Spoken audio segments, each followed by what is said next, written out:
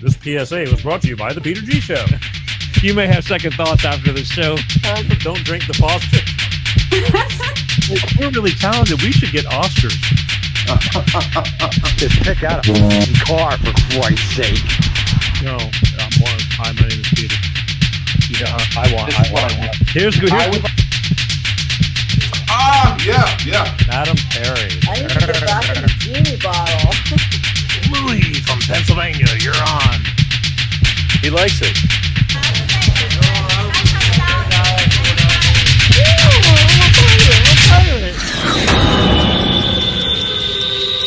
It's showtime.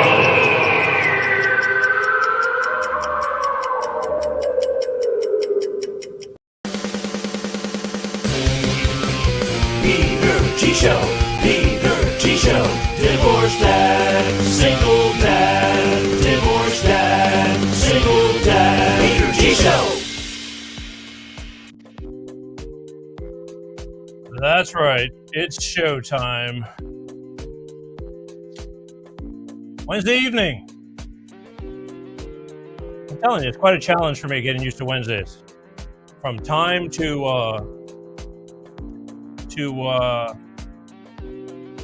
rhythm, getting in the rhythm of doing stuff. It's taken me a while to get used to it. I'm so used to Sunday nights and that kind of groove. But it is Wednesday evening. I welcome all of you. Give everybody a chance to tune in, cut in. I'm going to do that too. If I were you, I'm going to share. Sharing is caring. Hope everybody's doing well. Hot as hell over here in Southern California right now. We had probably 80-something degree weather and windy, a little bit breezy, but, not bad. I'm sharing. Tonight we got a lot of good stuff going on. Give me 1 second here. There we go. A lot of good stuff. I'm telling you, it takes all week long to get out of one show and into another. And boy, we got something tonight that's sparking a lot of interest. I've been waiting on this for quite some time. And finally going to have her on the show. But first of all, last week, Shahryar Sadri. Hope you liked it. Author, common sense, using the mind, all those things that we take for granted and don't, we just don't pay attention to a lot of things. Well, we need to start paying attention, folks. It's getting to be that point in our lives where it's time to start paying attention. Life is going to definitely be what we make it. But anyway, last week, Shahryar, look him up. We had a great show, and it was for the first show kicking off for the new year of 2022. Let's see what we got going on here. Hey. Oh, look at that. Hey, Pete. Hey, Peter. Yes. Bob Paff, the infamous Bob. I pushed a button today. It's something he is very much interested in, and even my Bob Paff East Coast East meets West, which, by the way, folks, real quick, he's going to be on at the end of this month. And I haven't really talked to him in several months because of the holidays, and we checked out for a little while. And but he's on because this is a topic he knows oh too well, so sparked his interest. And I'm glad he's taking a little bit of time to chill out and hang out with us. But Pastor Ray, God bless you. Saying prayers every day, which I do for everybody and everything, because life is too short. And needs focus. What kind of focus we need, Paul? Anyway, I do try to focus, especially when it comes to this show, and I'll tell you in a second about focus as we enter this. But okay, real quick. Next week, going to be after Valentine's, but I'm getting her back. She's gracious enough to give me some time, and she's coming back on. We had her on last Valentine's Day, and I'm really glad she's going to come on. Miss Heather Lawrence is going to be on the show. Intuitive reader, psychic.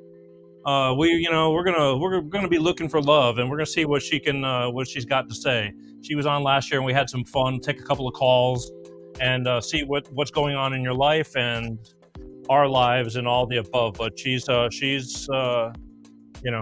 I don't have that psychic ability. And actually, these next few months, I think I'm going to be doing a psychic a month for a little bit, because that stuff interests me quite a bit. And I got some things lined up. So next week, Heather Lawrence, after Valentine's Intuitive Reader Psychic show. So I hope you're going to come in next month. Anyway, speaking of next month, better late than never. But first, I want to say hello to my old friend and cataclysmic contributor to the Peter G. Show. I cannot. I can't say that I can't do it without him, but I don't want to do it with. I don't want to do it without him. So, ladies and gentlemen, without further ado, say hello to my friend and yours,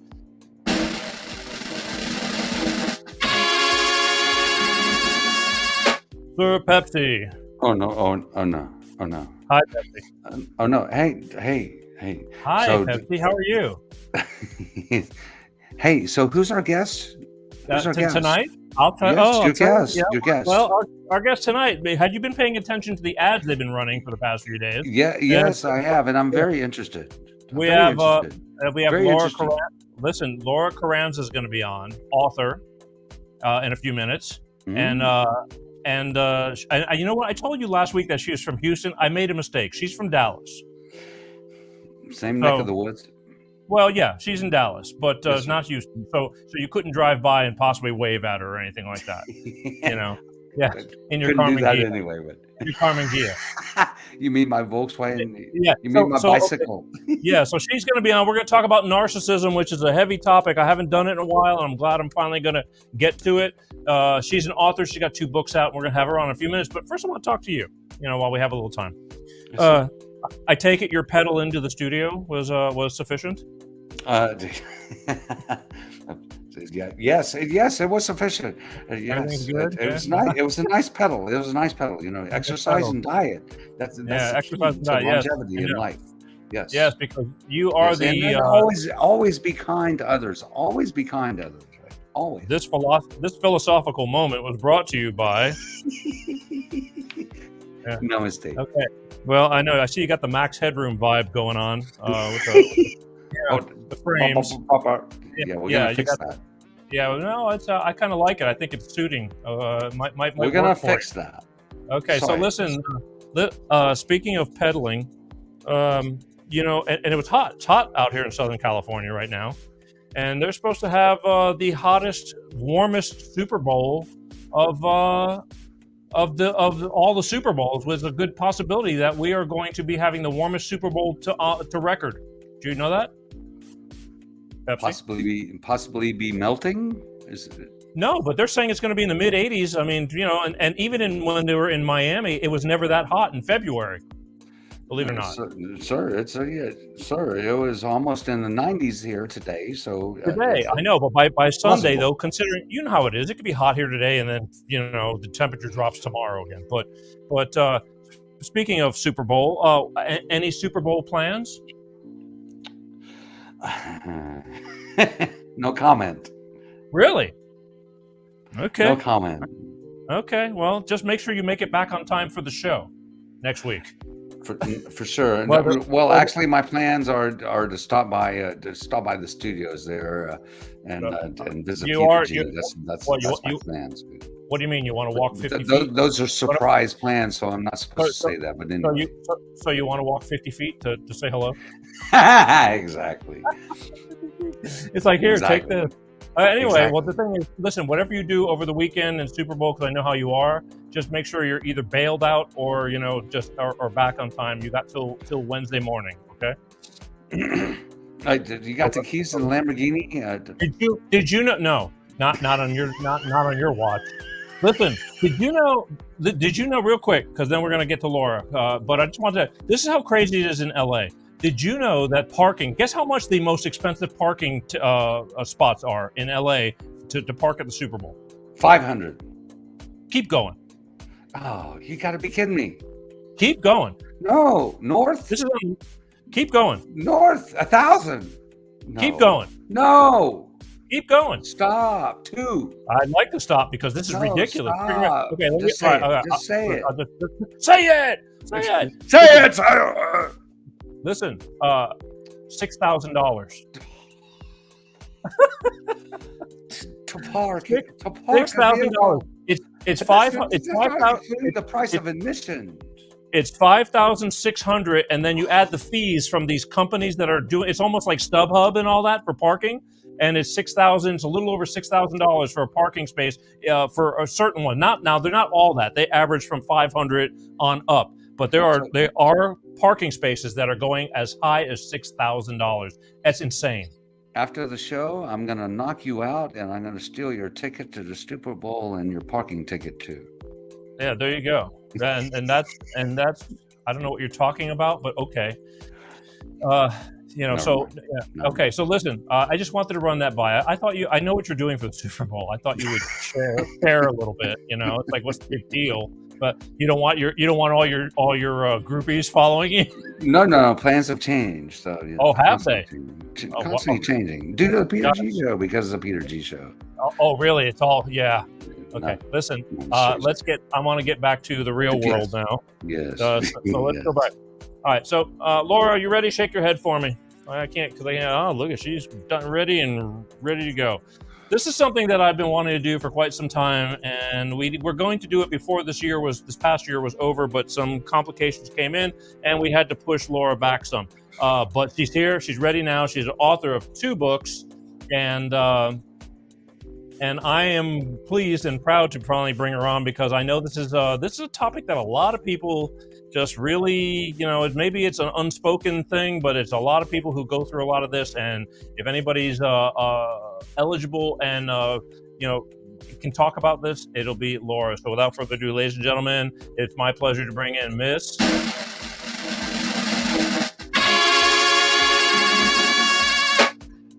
Oops. There you go. All right, Laura Charanza, Butterfingers. How are you? I'm great. How are you? Yeah, sorry. We just have to get through a little bit of beginning. I don't get to talk. I love it. I love it. Yeah. A little bit of Super Bowl talk. I'm not really. Are you a football fan? Yes, I had to look up who was playing. That's how much of a football fan I am. Pretty much me too. I mean, I can, when it comes to, especially politically, a lot of things have been going on, and I'm going, you know what, you guys don't, stop mixing politics with sports that people, for pastime. Yeah. I'm out. But, I'll check a playoff or something like that. But you're not going to watch me lose sleep over this, especially at $6,000 a parking space. Oh, I know, that's crazy. Yeah. Okay, so let's start with let's go into you real quick. You wrong cameras. You wrote a couple of books that I have here, and you not one but 2. And which one was the first book that you wrote? It was Ugly Love, the one you have in your, I believe, yes, with the red heart. Ugly yes. Love. Now, I was flipping through this thing because and I'm trying to make some bullet points and collect things. To me, this is almost like an autobiography. Absolutely. And I mean, it's a story, and it's a story of a lot of pain, and I mean, people who like to read, I dare say that if you read this book, you're kind of not going to put it down. Is that kind of? That's what I've heard from a lot of my readers. And it was painful to write, but then you feel better and you get it out of you. It is difficult to go back still, Peter, and read it because it takes me back to those days that were just so painful.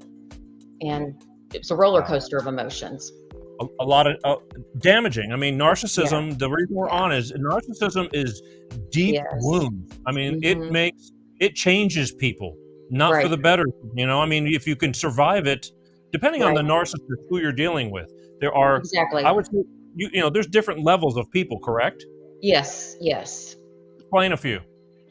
So narcissism, if you were to look and you're like, I think someone's a narcissist, but I'm not sure. If you could pull out the DSM, which is the Diagnostic and Statistical Manual of Mental Health Disorders. So right there, huge red flag, right? Narcissism is a mental health disorder. It's listed in what is like the Bible for psychologists and psychiatrists. Crazy. They list 9 traits. And if someone has 5 of those 9 traits, then they are considered to have narcissistic personality disorder. And we often call it NPD for short, because that's a mouthful. So the further up you get, like my ex-husband had 8 of the 9, the more narcissistic they are and the more damaging they are. Wow. Okay. I know I flipped through the book, but you think you can just kind of do a brief synopsis, because you were married a long time from what I can tell. Yes, married 13 years, but was with him for 16 years. So we dated and were engaged for 3 years. I thought I had done what I needed to do. I'd always heard, at least give someone 2 years to show their true colors. And granted, I saw some red flags, but I didn't want to see them because I was so in love. Right. But children? Yes, we have one son. He is 16, and he's doing fantastic. I'm sorry, I didn't know the dogs were going to bark. I have 2 dogs, a Labradoodle and my son, he is doing fantastic. He lives with me most of the time. Right, got you. I mean, but going through that as with a child, that could be, that's kind of hard too. Were you having to protect him, or yes, he didn't know what was going on? Very much so. Wow. Okay. It's safe to say that regardless of the fact that you happen to be a woman, that it's not always because, when you start talking about these things, narcissistic behavior, for some reason you want to start leaning towards a guy being the bully and this and that. Is it safe to say that it's not only men that are narcissists, it goes both ways? Is that correct? It absolutely goes both ways. Okay, so the statistics show that 6% of the U.S. population has NPD, or narcissistic personality disorder, so true narcissism, mental health disorder. But here's the catch, Peter. You've got to get someone into therapy to get diagnosed, to truly get diagnosed, and narcissists aren't going to go to therapy because they're perfect. Why do they need to go to therapy? It's your problem. So we don't know exactly how many. I've heard some psychologists say that about 20% of the U.S. population is really emotionally healthy, and the other 80% is pretty jacked up, just to use today's terminology. So we don't know how many men and women, but the majority are men, but there are female narcissists out there. And I'm also a recovery coach because of everything I went through. I went and got a life coach certification, and I use all the tools that I did to heal, to help other people heal. And some of the men that I work with, they share some stories that I am like, I couldn't survive that. Unbelievable from some women. Look, I mean, because I've seen good marriages, and I see some guys, and some guys are just like, they're just, their wives run the show. I mean, run the show, and they're totally content with that. They're going, it works. I mean, and God bless them. I mean, that works. But I can see that if, there's some guys that are very complacent, that if they got somebody who's just pushing them around, I mean, even to physical abuse from women, beating up their husband, that you've got to be able. You've seen a bunch of that. I have seen a bunch of that. I've seen financial abuse as part of that, physical abuse, but yet they flip the script and they call the police and say that the husband abused them. I'll go over a couple of the traits of narcissism, and maybe some of your viewers will relate. So. Oh, that'd be great. The top one, I think, I'm going to do some flip-flopping here. The biggest red flag, if you meet someone that has low empathy or no empathy, go the other way. That is consistent among people with narcissism. And by empathy, I mean being able to recognize someone else's feelings and either commiserate with them or understand what they're going through. Studies have shown that narcissists can witness those feelings. Say if you're sad, Peter, and I'm a narcissist, I could see that you're hurting, but I'm not going to care. I'm literally going to go, oh, he's hurting, but I don't care. I still need him to do this for me. So if you meet someone with low or no empathy, go the other way, because the less empathy, the more that they ramp up on that scale for sociopathy or psychopathy. And most of our prisons in the United States today are full of sociopaths and psychopaths, because they can run over people, kill people, and not have any remorse about it. And the base of that is narcissism. Right off the bat, when you meet somebody, you're saying, I mean, that is a sure sign that they have no soul. Go the other way. That's a quick I use indicator. that in dating. I'm single, I'm dating. So yeah, no soul, I'm out. All right, so you're available. Yes, I guess so. My son would say no. No, he's cool. He's like, can you just go somewhere? I need to have a party. Yeah, I mean, that's hard. Let's put it this way. Let's say that sign of somebody, male or female, is no empathy. What you're saying, doesn't care if you're meeting them, but yet the person still keeps staying interested, whether it's infatuation to looks or whatever. I mean, what's the big downfall? How come when they see this, how come they're not like catching on? They don't think it's anything that bad? Oh my gosh. So that was such a good question. So you don't catch it, and here's why. So if you've been duped by narcissists, give yourself grace. They do what is called love bombing, and they come at you so hard and play on your emotions. They do great things for you, maybe fancy dinners. I'm just going to speak like if this was happening to me, like it did. Fancy dinners, flowers, trips early on in the relationship, second date, I love you. Third date, you're my soulmate. They do something called future faking as part of this love bombing, where they're like, I could see myself retiring with you in Florida. This happened to me. I've looked at condos even. We could like get a very small yacht and put it there and just be in love and retire together and have all the kids come visit. So you tend to put other things that you've seen, such as how that person treats a server in a restaurant, which is blatantly just ugly. And you're like, oh, that was just a bad day. Oh, she's having a bad day. He's having a bad day. No. Mm-mm. Love bombing just glosses over it all. Wow. Pepsi? Have you? I think Pepsi's been love bombed. Have you? Maybe. Yeah. Perhaps. Either that. I know you've definitely been bombed. Maybe not tonight, but earlier, perhaps. Yeah. But no, the narcissism thing is a bad thing. It's a bad thing. Yes. Yeah. Yes. We're just checking on Pepsi. I want to make sure he's still. I've caught him falling asleep in the chair. He puts those shades on for a reason. That's what I was going to say. That's why he's wearing the shade. No, you can't sleep during this. No. I know. I'm very sorry. No, you better not. No, this is damn exciting stuff. Yes, I know. Yes, it's fascinating. All right, hang on. Thank you for sharing. I just want. We might let Pepsi share a story later, but we'll give him some put one together. All right. I gotta check on him. I know. That's okay. It's kind of like just making sure the kids in the room are just, where are you? You're not burning the house down, are you? You're only 50 feet away. Having a party, playing a little beer pong. Okay, so all right, so this is what starts the whole thing, though. This whole thing, infatuation. It's like, oh my God, and then if there's sex involved and all that. Oh, and that happens early. They push for intimacy early. All right, well, please do tell. They just do. They're like, I love you. You're my soulmate. Please, let me take you to bed with me. Blah, blah, blah, blah, blah. Booking hotel rooms, trips away. So it's like this red carpet for you to go sleep with them. And then for women, especially women, and some men, most men that are empaths, that's what narcissists are attracted to. Empaths are people that are highly sensitive because they're on the flip side, right? They fall for that. We fall for that. So do you mean like they have low self-esteem?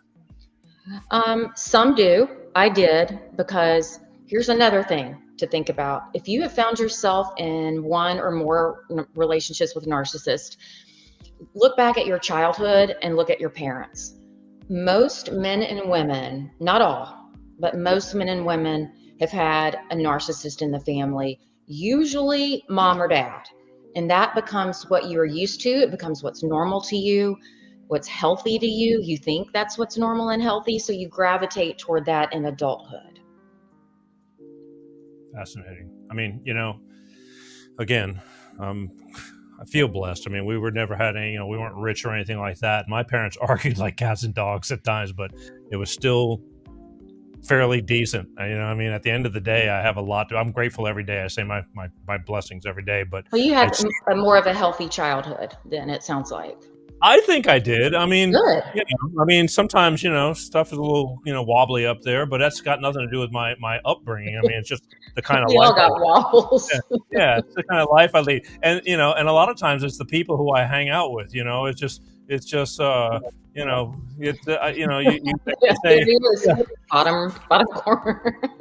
yeah, but the thing is, crazy like a fox. I mean, we have fun, but the thing is, I am very grateful for, again, just, I think I had a fairly normal childhood, but there's a lot of people that I understand what you're saying, and I know that it's going to come out. I'm going to try and see if we can talk about a few things, and maybe I'll open up the phone lines in a couple of minutes. Just that'd be great. Call in, because I haven't done it in a while, so I'm going to keep on going through this. Okay, yeah. So okay, but the beginning, see, that's important to me because the beginning is what starts it off. Because once you're in, all of a sudden you start getting deeper, and why is it so hard to leave? Oh, great! Another great question. You've done your research, you guys. It's called trauma bonds. Do you remember when Elizabeth Smart was kidnapped, and once she was finally rescued, she still had a part of her that missed her captor? Well, that's what happens. Yeah, that's what happens. Go ahead, Peter. I'm sorry. No, it's just crazy. That blows my mind too. Right. They get attached to the person that's hurting them. Yes, and here's why: because they give you intermittent reinforcement. Like the love bombing's the huge hook, right? And then you're hooked, and then they start subtly. They, being a narcissist, start subtly devaluing you. Saying passive aggressive things like, "Well, happened to me. My last 2 wives and my 3 ex-girlfriends didn't do that way." And you're like, oh. And so you try to do something different, and then they're still like, that's not good enough. So your self-esteem and self-confidence just plummets. But then all of a sudden you get this compliment and you feel like, oh wow, he or she loves me again. I got to stick this out. Maybe that was just a bad few weeks or a bad few months. But the time in between the good times gets longer, and you're still hanging on. I did it for 13 years. You're still hanging on for that beginning, the love bombing to occur, but you don't know it's called love bombing. You're just like, I want the person back that I married. I want the person back that I first met. Wow. I don't know. See, again, this stuff, I've seen it, but the stuff, it blows my mind though, because I don't understand. I'm saying, I've seen, you can be in a painful relationship. I mean, that's what leads to divorce. I've been in one, but it wasn't. Divorce sucks. It wasn't that. Well, divorce does suck. That's why I'm here. I know your backstory. Right? Yeah, I wouldn't be doing the show if it wasn't for that, because I had a different life and I was happy with it. But I'm happy now too. But the thing is, that's a different kind of bad time. That's not. Yes, it gets abusive and things like that, but these are people that from just the start, they come in and that's their whole modum of operatum, or however you want to call it. They're just that's it. And they give a shit about you, nothing. And are they riding on your coattails, or do they support the habit? How's that again? Narcissists typically find someone in whom they see traits that they don't have and wish they had, like empathy. I can see someone hurting, and other survivors tell me this too, survivors of narcissistic abuse, they can see someone hurting and they almost feel their emotions. I don't know if it's a gift or a curse.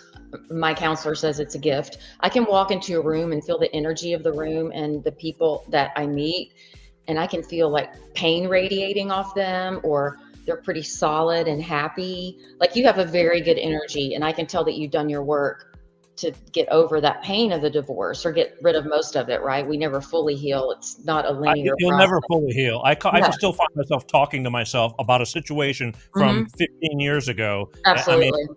So I don't think that people, when I see homeless people talking to themselves now, I understand it. It's not that you're crazy. Your brain gets going so much that your mouth starts moving. Right. Right. Okay. Yeah. Wow. So in a nutshell, that's what happens. Okay. So this book that you have, Ugly Love, this was the first book that you put out, but this book has done very well.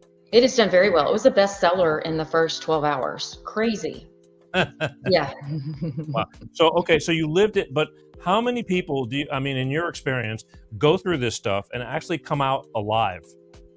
without damage that like they carry through them, that really just like, you got to stop doing this. You're hurting nobody but yourself. You mean, do the victims come out alive? Yeah. Most come out alive, but they come out permanently damaged unless they do their work, their healing work. I mean, I started with therapy, way back in college, but I didn't realize what I was dealing with was a narcissistic parent. And that therapy continued off and on. And then I marry one. And then that opens up a whole new can of worms. And then that therapist helped me understand what was going on, and you identify your patterns. And then you've got to start healing from all those voices in your head that say you're not good enough, you're not worthy, you're hard to love, any other demeaning comment that you can think of. That's what happens. These people that go from victim to survivor get stuck in the survivor and not quite the thriver, because it's so hard to get those voices out of your head, especially from a parent. Wow. Okay. So, yeah, I can see that. I mean, if you're brought up to, somebody's telling you suck all your life, you're going to believe you suck you suck. Yeah. And that is shameful. I mean, again, I live for my child, even though she's not really a child. Oh, I know. I do too. I would, people laugh, I'm like, I would jump in front of a train for my son's name is Carson. I totally would. And you hit on a key word, so I don't want to forget. So shame, huge tool in the narcissist toolbox, because the difference between guilt and shame, guilt is when you or I feel, bad for an action. Maybe, I told you to F off on a phone call, and then I feel bad and I call and apologize, hopefully. Shame is saying, Peter, you suck. I can't believe that you have a podcast. No, I'm kidding. It's the flip. It's the opposite. I can't believe you have a podcast. What are you doing? Shame on you. You suck. That's shame. You're calling out the person, and I'm not saying you do. You're amazing. No, I think this is great, but I'm trying to give an exple. Be like me telling Carson, he's 16, this idiot in there, he's right in the room. He, the last day of school a couple of years ago, he and his buddies find a black can of spray paint. We have this brick wall around the subdivision. They paint male genitalia all over that thing. And I come out there, policeman rings my door. I come outside. I'm like, okay, what now? And I made him wear headlamps and scrub off all the pictures of genitalia the rest of the night. But you know what I said to him? I said, I'm disappointed in your actions, but I still love you. I didn't say you suck, you're a bad kid, you have no character or integrity. I just said your actions, you dumb teenager, that's what he was being. All right. I hope it's a good learning. Look, I mean, I feel that it's good for kids to make mistakes a little bit, so long as they learn from it. Right. But because I think if you do everything right too easily, you never understand how to be wrong. And, so it's a double-edged sword, but at the end of the day. But I pointed out his action was bad, not him as a person. And narcissists call you in many ways, you're bad as a person. You're not worthy. You're not enough. So. Okay. That's my illustration. I want to change books real quick, because again, and if we can always revert, I'm sure we'll be talking about all the above. On your second book, your newest book, Girl Get Out. Oops, let me get it right here. I went through this. Now this is more like a self-help book. Am I correct? It is. You're correct. It's a game plan. If you've decided that I can't live like this anymore, and if you're in a physically abusive relationship, get out now. Go find a shelter. I have to say that. That's my caveat, because it never backtracks. Physical abuse, it always gets worse and worse. They typically, the men and women who physically abuse their partner typically don't get better unless they go to a lot of therapy, support groups, couples counseling, all of that. It's like a daily thing. So this book is more for that person who's like, I don't think I can live much longer this way. And it's a game plan to get out. It seems to be like, okay, this is a book that after you finally figure out that you have problems, and you are willing to leave, or how you get out with your soul, with your sanity. And it's basically almost like directions, many different type versions of it, and explanations of all that. So, basically, this book is a gripping story, which I'm sure so many people can probably relate to in one aspect or another. And well, then if you don't know if you're with a narcissist, ugly love will teach you how. I'll just say that it teach you whether you are, because you're going to be like, oh, identify with that, or poor girl. Right. It'll be one or the other. Wow. Because, I mean, you know, your thing is how to safely leave a narcissist with your kids, your money, sanity, and your soul. So, and then, you know, as I kept digging into it, it's like, yeah, it's like a how-to book if you have the guts to do how. Right. How. And anyone, I really believe this, anyone can do it. I have a friend who divorced a malignant narcissist, which is one of the worst kinds. And all she had to her name was $400, and she had not worked in 10 years. And she did it. She did it. She divorced him. She found a rental home for her and her 2 children who were young at the time. They were like 9 and 5. And she did it. And she's doing fine. She's doing great, actually. So you can do it if you put your mind to it. You don't find you get these people, like a man or a woman, and it's like you need, and like some friend, I mean, I don't know if you've been able to talk to people and you're going and you're looking at them because they are a mess, and you're saying you need to get out ASAP, and they look at you and go, but I love him. Yep, happens all the time. I did it. Yep. How do you those are the trauma bonds I spoke about in the beginning. But if you're in that deep, how do you turn that around? Do they finally, you know, because if they don't, they're going to get, you know, taken down one you know, cell at a time. I encourage, this is what I do personally. I encourage those people to take, if you can, if you're allowed to take short breaks from your spouse or your partner and get some breathing room, because it gives you more clarity when you're away from them. I mean, like, so much more clarity, even if it's for a few days. Your body can decompress because you're always just like this because you don't know what you're coming home to.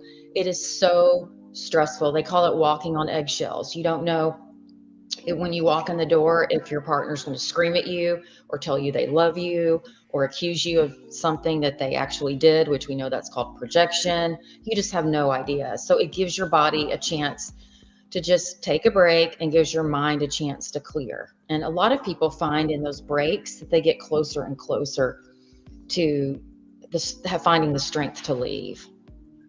That I can see where that would, you know, the stress of constantly wondering what you're going to do, that will rip your head apart alone. The constant pressure and stress of constantly stressing like that in your, I mean, that'll, you know, your body will get tired just from all that emotional overload. Many survivors, not all, but many survivors have one or more of symptoms like panic attacks, migraines. Later on, they have PTSD. They may have like heart palpitations or autoimmune disorders, thyroid issues. That's what I had. My thyroid basically quit working, and got my thyroid levels done. And I love my doctor. I call him Doogie Howser. For those of us that are 45 and up, you'll remember him. And I said, Doogie, why are you calling? He goes, do you feel okay? And I said, yeah, I feel all right. Like physically, I'm okay. He goes, your thyroid basically doesn't work. So we got that straightened out. But I don't think I had those problems until I was in such an abusive situation. Well, I hear stories all the time over, I mean, what just stress alone can do to your body, make you sick on the inside. Yeah. Well, so heart disease, right? Yeah, same thing. Right. You know, cancer, anything. You can make yourself sick, not like a cold sick, but physically sick and start having issues, all because your brain is sending those signals continually and destroying your metabolical system. And I believe in that because mine wasn't physical, but I was getting sick from the inside out. I mean, I had splotches under my arms and I couldn't understand it because I was putting up with a lot of stuff. And I did not want my life to go down in flames, and I saw that's what it was going. And I went to the doctor, and he goes, and he looks at me and he says, you know, I just think you have stress. And I'm like, what do you mean stress? I've never had that before. He goes, well, you do now. And same thing with high blood pressure, because for a short time I had it. I'm good now, but that stuff will get your brain percolating to where your whole body starts getting ill. And it took a long time before all this started coming out, and it took a long time to get it to go away. If people are lucky enough for it to go away.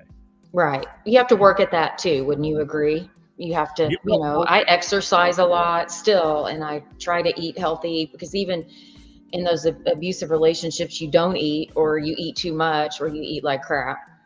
Right. I it's just the discipline. You're getting somebody that's in a funk, and now you're saying, well, you know what, you need to start exercise. Clear your brain. Even that, what you just mentioned, getting away, getting out of the environment to breathe. I mean, but just like people say, hey, I need a vacation. To me, vacations are great, but if your life is shit and you go away for a week, when you come back, you're still in that shit again. So it didn't change much. No. I mean, that's my philosophy. To me, I don't need vacations. I just need good days as much as possible, and I try. And Pepsi, and if you can go visit your parents or a brother or sister and get away from that toxicity, your body goes, oh, and you start realizing not everyone lives like I live over here. Well, again, it's grueling, and people are in it at what would you say the national average is of this kind of abuse? Oh, I don't know. I mean, it's got to be a lot, and we just don't know because a lot of it's secret. And it's mostly secret, unless much more than you think, right? Much more than you think. Exactly, Pepsi. Much more than you think. Who actually seeks help? That's what you were saying earlier. It's like a lot of people don't seek help. They may be lucky and confide in somebody, but a lot of people are very secretive about their personal life. They don't throw up all over TV like me. And some have. I have so many stories, but some have. Financial difficulties if they were to leave the spouse, and they don't want to have to think about going back to work. Or there was one woman, and she actually left him, and I was proud of her. She was wheelchair bound from probably some autoimmune thing. I don't remember, but she fell out of her wheelchair while the narcissist was on the phone, her husband, and he just looked at her and let her lay there for 2 hours. And he picked her up in 2 hours, but she eventually left him and just called her brother and sister and said, here's what's been going on for 30 years. I got to get out, or I'm not going to live. So you have people that finally, it's like a last straw. And then you have others that just stick it out for money. They don't want to lose their kids. They don't want to share their kids with someone, all different reasons. Wow. I'm getting a lot of people in these comments writing a lot of stuff right now. I mean, I can't even keep up with it. So here's what we're going to do, because I think this is going to be good. Pepsi and I are going to kind of chill back. We'll answer the phone, but I think what we're going to do right now, I'll take maybe 1 or 2 calls, and we're going to put up the phone number, 818-259-7983. Almost forgot the number. I haven't done it in so long.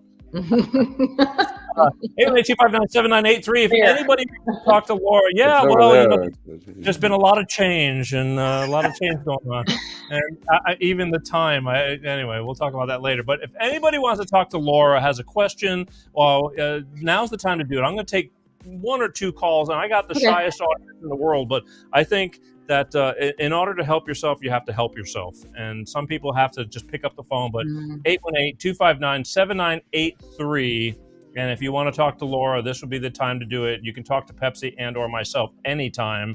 But tonight, it's all about Laura and narcissism. You can make up a name, or you can just give me your first name. It doesn't matter. Or just say, hey. Yeah, you're listen, here's the thing about, because I really believe in Facebook. I told you that I like watching Facebook people and seeing what's going on. I gotcha. Hang on. We're going to take this call. Just hang on 1 second. Oh, cool. Okay. Yeah. Hi, you're on with Life of Peter G. Who's this? This is Ray Pollitt. Pastor Ray. Yes, sir. How are you, my friend? I'm blessed and highly favored. Love it. All right, listen, I'm going to step out. You got anything you want to talk to Laura, I assume, because you can talk to me anytime. Yeah. There you go. She's all yours. Hey, turn your radio turn your radio down. Hey, Pastor. Hang on, he's getting confused. Hello? Yeah, I'm here. Okay, turn that radio down so you don't get confused. Okay. Okay, and now Laura's right here listening to you. What you got? Hi, Laura. I was wondering if when a narcissist breaks off in a relationship, whether it's male or female, if stalking behavior sometimes follows. Oh, absolutely.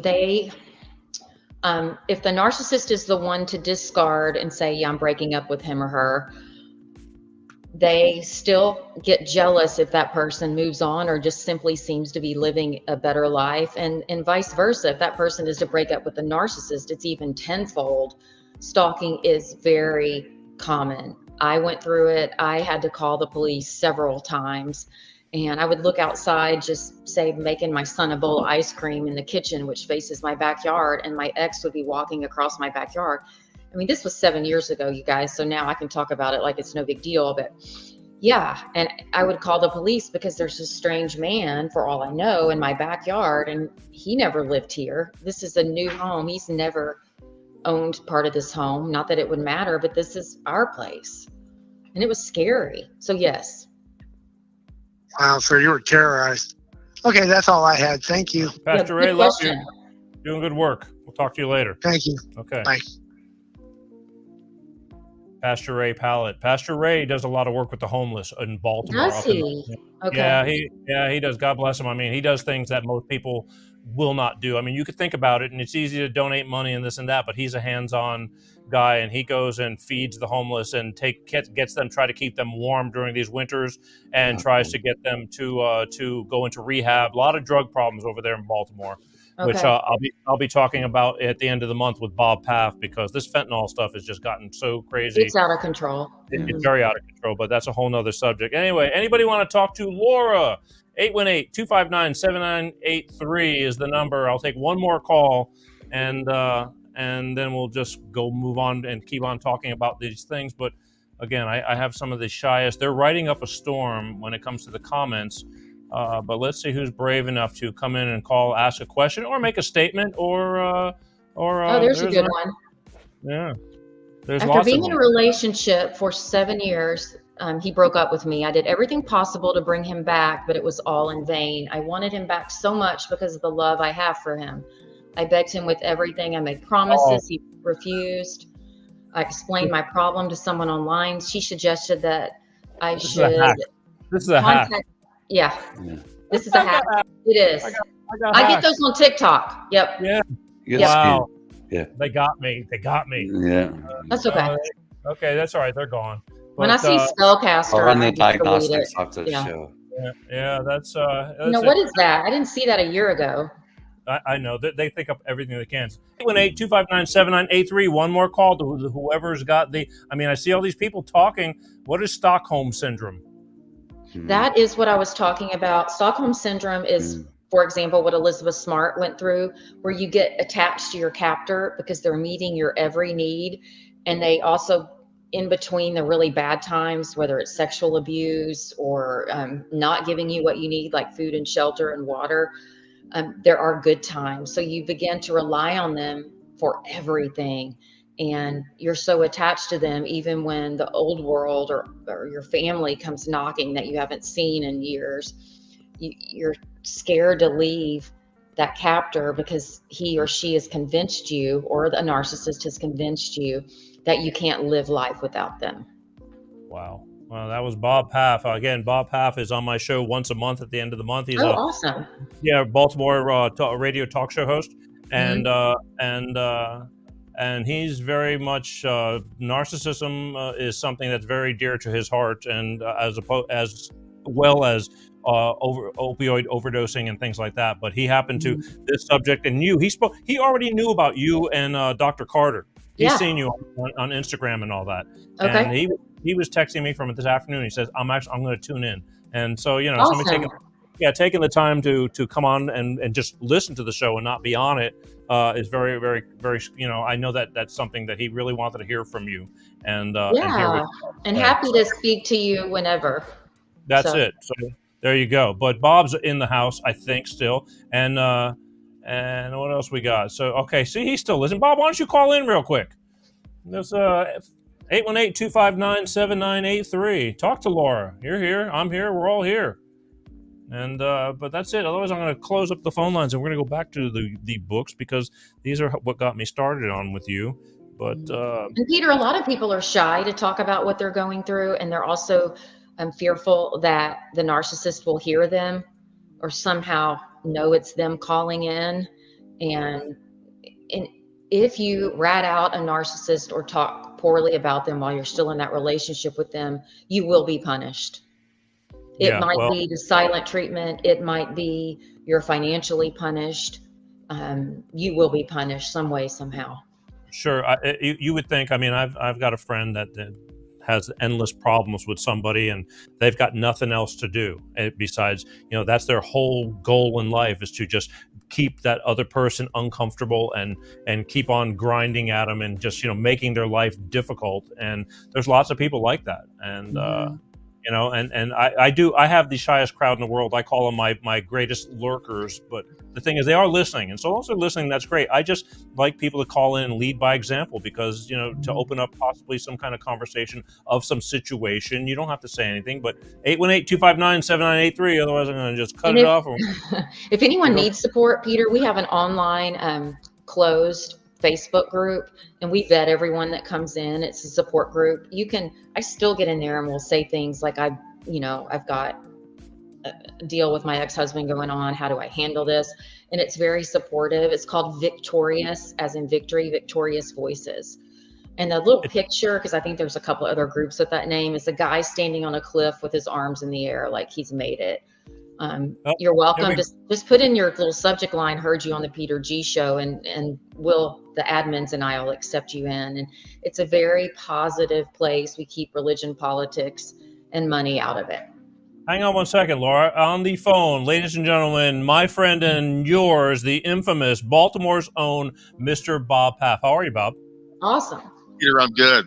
Good. Thank you. Good. Can you hear me okay? Yes, sir. You are loud and clear, that golden voice. By the way, Bob, did you know that I keep my voice healthy and strong because I use Nature's Way Sambuca blueberry throat lozenges with I didn't know that Nature's Way made Sambuca, Peter. Good try. It's all natural, Bob, with zinc. Sure. With zinc. Laura, are we buying this? Right. I'm showing the package as we speak. Sambuca by Nature's Way. Bob, I know. I'm showing the package right now. It's in my hand. We have some real Sambuca? Yeah, I look, it's all natural, so it must be. Listen, it's good stuff. It's a living. It's a living. Anyway, I'm stepping out. Say hi to Laura. Hi, Laura. Listen, hey, I wanted to thank you and Les Carter for all of your work. I am well beyond my narcissistic relationships, but I think what you're saying, the tools that you're giving people are so important. I think people. Peter, can you guys hear me okay? I'm hearing that music really loud. Really? No, you're amazingly good. You sound good. Am I good? Okay. Yeah. So, Laura, I think the important thing for me, I think people have to reach out.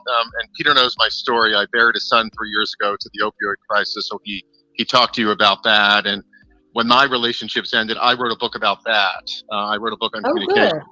Okay. I think what people really need to do, and I would encourage Peter and I talk about this, and you, this is your world, is to find whatever they need to do to get through. For me, it was my faith, it's my work, it's my speaking, it's my writing, it's my other children. So people have to grasp onto whatever it is that they need to get them through. I agree with that. In my relationships, I dumped it down in my relationships. So I was not living my best life. I wasn't abused verbally. It was mostly sort of ignored because, as you know, if the narcissist can't control you, they try to control everybody around you. Oh, absolutely. Yeah. So the flying monkeys and all the other stuff going on. So I don't want to take the time, Peter, and dominate the show, but it's a topic that's near and dear to me, Laura, and I follow you, and I think you're doing terrific work. And listen, congratulations to you for doing the work and getting out of that relationship. So kudos to you, really. I mean, I don't want to miss that. Well, thank you for also educating people about how this all rolls out and what you can do just to have that tenuous thread to reality, and my faith was important to me as well. Oh my God. I'm going to close on this note. My son who passed away at 33, and part of his struggle for 20 years was dealing with a narcissistic mom. and the drugs were a form of coping, and it was so painful, and the funeral was painful. It was very difficult to sort of relive a lot of that. But what I want listeners to know is narcissists will stop at nothing to get that narcissistic supply. They'll abuse their own children. You know that. I mean, they'll hurt their own children in any way possible because they don't have that emotion. They're vacuous. They don't feel stuff like normal people. No, they don't feel. Right? They don't feel anything. They don't. It's an end game. That's lack of empathy or no empathy, right? That's right. That's right. They really, and in fairness to them, if I can use that term, I use it loosely, they're just empty. They're empty souls. They don't feel anything. And it's a sad way to live. But it's kind of like, good for them that ignorance is bliss, because they really don't know. They're that sick. They're that damaged from prior relationships or whatever it is. And they're just living out those lives. It's very sad. It's very, very sad. Very sad. It's very, very sad. And they will stop at nothing. There was a woman in our support group years ago. So this is a terrible story. Her husband, a narcissist, kept threatening to commit suicide. And she finally said, listen, I've done everything I can to make you happy. It's obviously not working. I don't know what else to do. And he threw himself in front of a train. True story. Wow. Yeah. They will stop at nothing to hurt people. Yeah, no, they will. They'll stop at nothing. It's amazing. And so that first relationship was some 25 years ago. It ended with an affair that she had, and then I remarried, and that relationship ended 10, 12 years ago. And I've taken the time. I, like you are, I'm single, but I had to take the time, and I stopped and said, Bob, if you don't figure this out, you'll keep doing it. You'll marry another one. You'll be in another relationship like that. You will. Absolutely. Right? I traced it back to my parents' relationship, and then I wrote a book about it. So my book's not about narcissism, but it's about communication and why we don't communicate. Why don't we stand up for ourselves? It's all those issues like that complicate the situation. And then these people find us and they prey on us. So anyway, absolutely. It's like we have a magnet or a sign that says, we're a magnet for them. Well, for me, Laura, it was a rescue fantasy. I was going to find these people and show them that not all men are bad. And, they're broken. I'm going to fix them. And you know how those stories end. You can't fix anybody. Yeah. This is another savior of mine. This is Charlie, you guys. Say hi, buddy. Oh, man's best friend. Hey, guys, I'm going to ring off. Terrific All right. show. Great visiting with you. Thank you. We will talk soon. Laura, keep up the good work. Take care. All right. Thank you, Bob. Bob, we'll talk to you in a couple of weeks. All right, there you have it. Ladies and gentlemen, the infamous Bob Paff, he's on every last every last Wednesday of the month now. Oh, good. We do a show we do something called East Meets West. He's on the East Coast, I'm here on the West. And we talk about a lot of these issues, a lot of drug stuff, a lot of just regular life and what's going on with him, what's going on over here. And honestly, we could have a 3-hour show. It just goes on and on. But always pertinent information and something worthy of taking with you. So I'm very thankful that he joins me and just shares some of his side. But that was Bob Paff. So check him out someday. So we're starting to run out of time. As time goes by very quickly, always around here. I know, it's fun though. You're great. It's enjoyable. Well, again, here's what I want to do. I mean, sometime in the future, I would love to have you back again if you have time for me. Absolutely. Yep. We plan ahead. I can do it. Absolutely. Yeah. My pleasure. It took me a little while to finally track you down and get you to say, I guess he's okay. And then I got COVID on poor Peter and thought I was going to die. Yeah, but you didn't, and that's the whole key. That's the whole key here, and that's why you're here right now. And absolutely. But here's one. But let's tell people how they can get a hold of you to see what you have to offer. Your books. You tell everybody, a real in a nutshell, really all that you have to offer besides your wisdom and your experience of all this. So if you go to that website, lauracharanza.com, we just redid it. It's so much fun. But you can find links to. If you just need a short little dose of support about narcissism, I've actually started a TikTok channel. My son thinks I'm crazy, says I'm way too old, but some of the videos are getting hundreds of thousands of views or tens of thousands right now. It's brand new.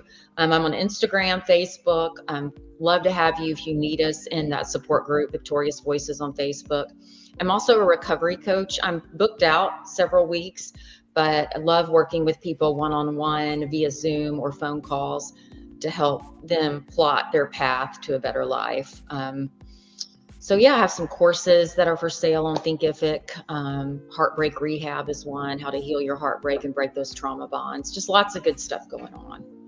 Wow. Okay. I mean, I'm on TikTok and Instagram and all those things too, but I can't even get arrested on there. I don't know what, my stuff is just normal, but it's like, number one, I don't know. I see that the females do really well just because they're, attractive women, and people will stop to watch. And if you have something to offer on top of that, you can do really well. With me, it's like, it's just Peter. And I mean, I put stuff out there, and if anybody wants it, to check it out. But the problem we have is we have long shows, so I take a little clip and I throw it out there for all whom want it. But lots of, it's great to put out tidbits of information. That's how I found you. I found you on Instagram.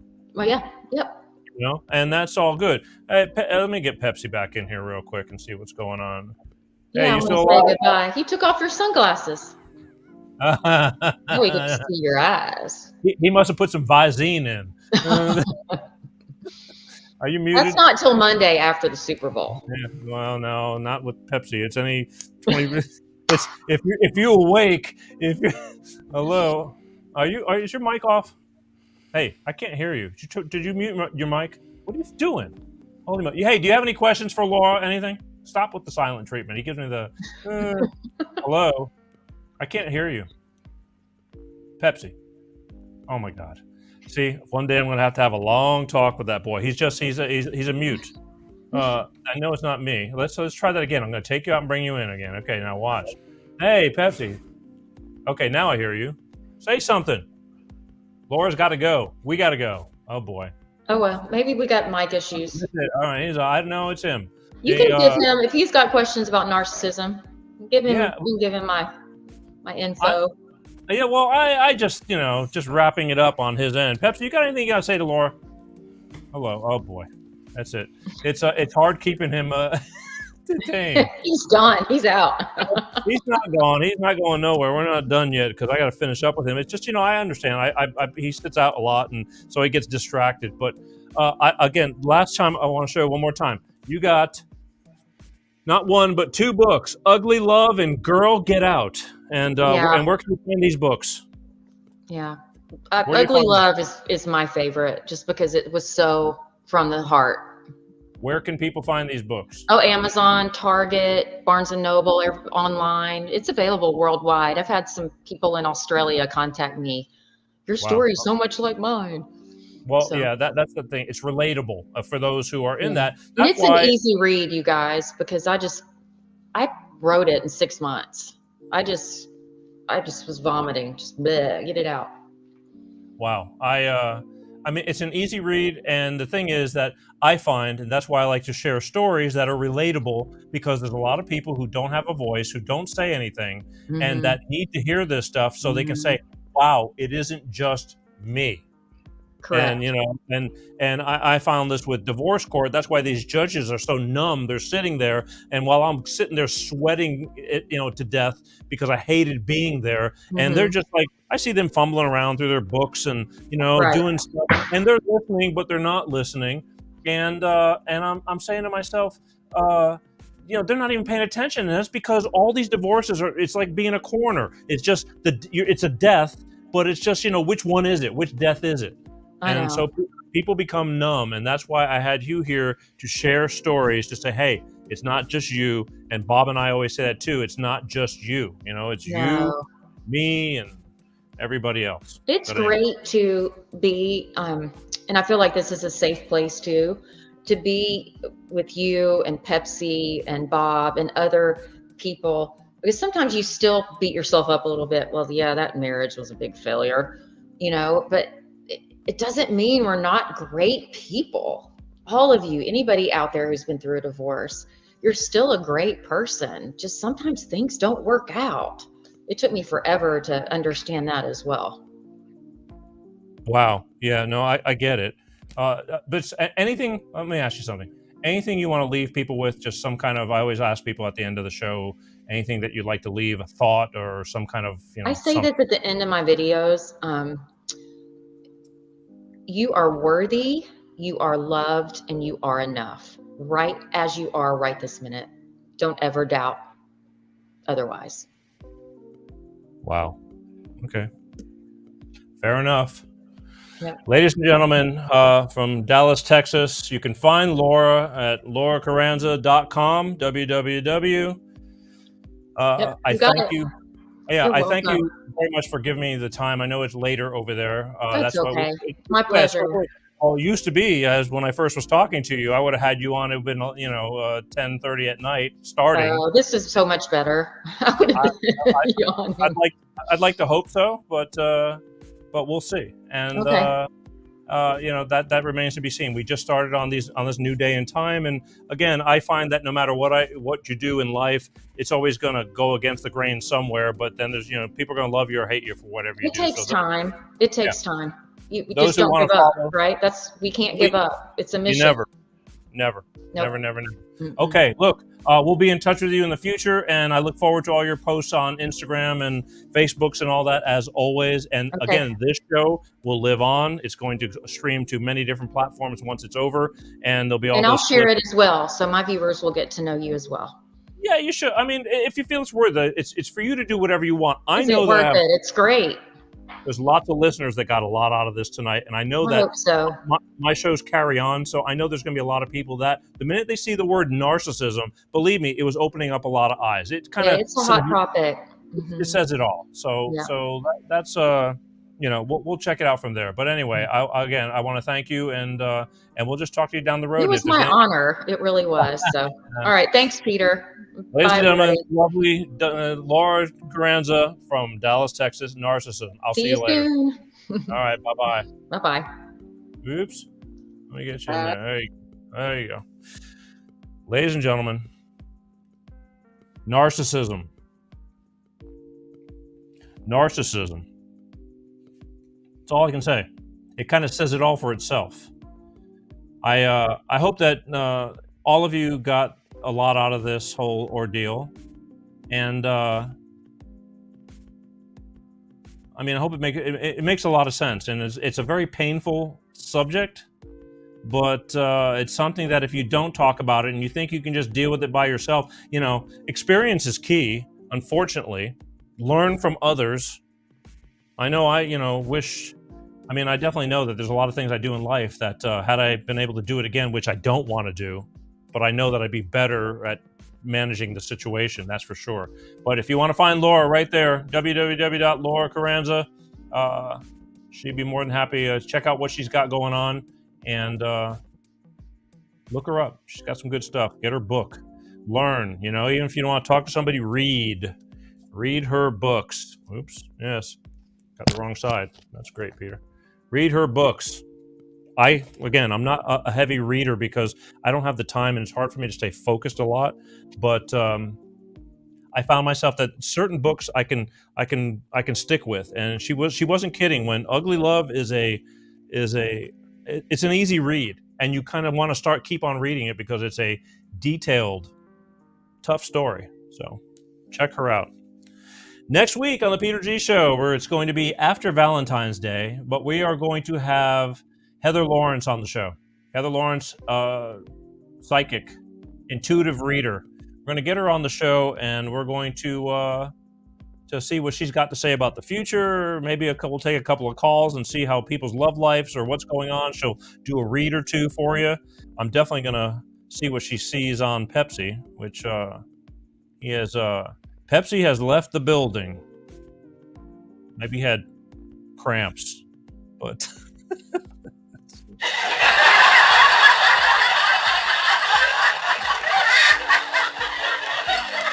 he needed some throat lozenges. These Nature's Way throat lozenges, Sambuca, elderberry with zinc. I'm telling you, good stuff.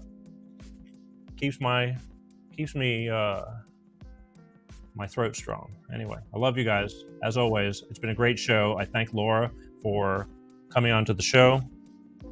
Stay tuned next week when we have Heather Lawrence on the show. And that's basically it.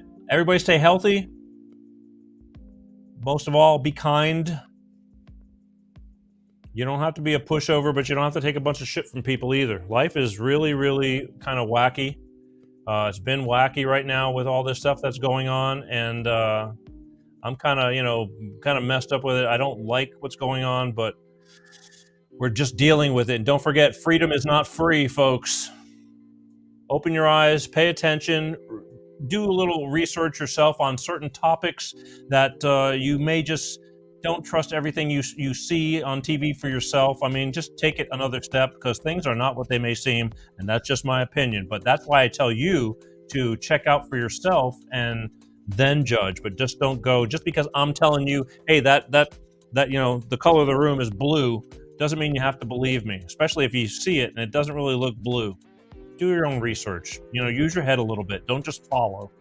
Life is short, and we better get on the ball here, because it hasn't been a pleasant couple of years, and never in my lifetime would I think things that are going on right now are going on, but they are. So stay healthy, be kind, but be vigilant.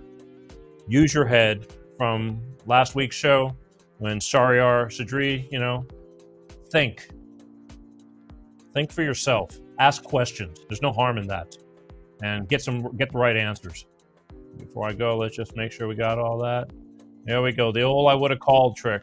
I hear that. If I had a nickel for every time somebody texted me and told me they're going to call, all good though. Love you guys. As always, I am Peter G. We'll see you next Wednesday, and every Wednesday, 6 p.m. Pacific, 8 p.m. Central, and 9 p.m. on the East Coast, right here on the Peter G. Show. As always, peace out. Love you guys. Peter G. Show, Peter G. Show, divorced dad, single